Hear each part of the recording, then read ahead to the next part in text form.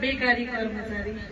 अलिकति भूमिका बाँध्न चाहे गाउँमा एकजना जस्तो कि बेकारी बेकारी बेकारी भन्ने सरकारी कर्मचारी हतार छ, उसलाई निकै जिम्मेवारी छ काँधमा ठुलो समाजको अनि समाजप्रति उसको उत्तरदायित्व। व्यस्त पनि रहन्छ सधैँ, कसैले बोलाउन नपाइ गइदिन्छ।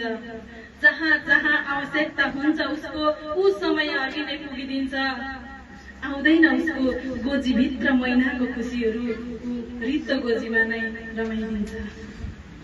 समाजको आवश्यकता अनुसार नै ऊ समाजभित्र एक असल नायक भएर भूमिका निभाउँछ। ऊ त्यहाँ पनि मुस्कुराइदिन्छ जहाँ उसलाई बेकारी भन्ने शब्दले बारम्बार गुन्जिरहन्छ। ऊ त्यहाँ पनि मुस्कुराइदिन्छ जहाँ उसलाई बेकारी भन्ने शब्दले बारम्बार गुन्जिरहन्छ।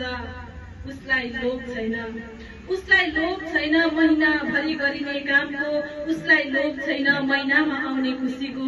समाजको हरेक क्रियाकलापमा सदैव अघि हुन्छ ऊ, किनकि ऊ बिना समाजको पाइलाहरू नै चल्दैन।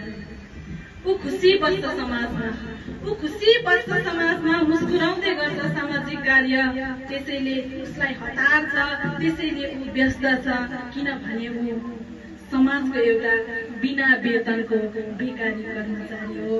किनभने ऊ समाजको एउटा बिना वेतनको बेकारी कर्मचारी हो। धन्यवाद।